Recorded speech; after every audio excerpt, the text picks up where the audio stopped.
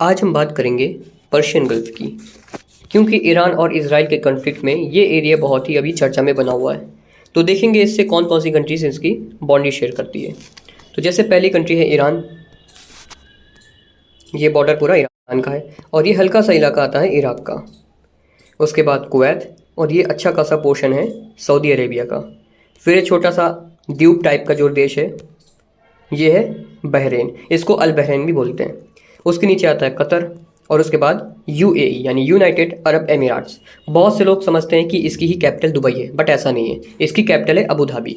Dubai इसका एक famous city है। जैसे इंडिया में कैपिटल तो नई दिल्ली है, लेकिन वहाँ का फेमस जो कह सकते हैं सिटी जो है वो है मुंबई, वैसे ही यहाँ पर भी है। और उसके बाद आता है ओमान। हालांकि आपको सभी की कैपिटल्स पता होनी चाहिए जो करंट न्यूज़ में बने हुए कंट्रीज़। जैसे ईरान की कैपिटल क्या है? तेहरान। उसके बाद कौन सी कंट्री थी यहाँ पर? इराक थी। इराक की कैपिटल क्या है? बगदाद। उसके बाद कुवैत, कुवैत की कैपिटल है कुवैत सिटी, सिंपल है। उसके बाद बहरीन, बहरीन की कैपिटल है मनामा। फिर कतर की कैपिटल है दोहा, और यूएई अभी हम लोग ने बात की, इसकी कैपिटल है अबू धाबी।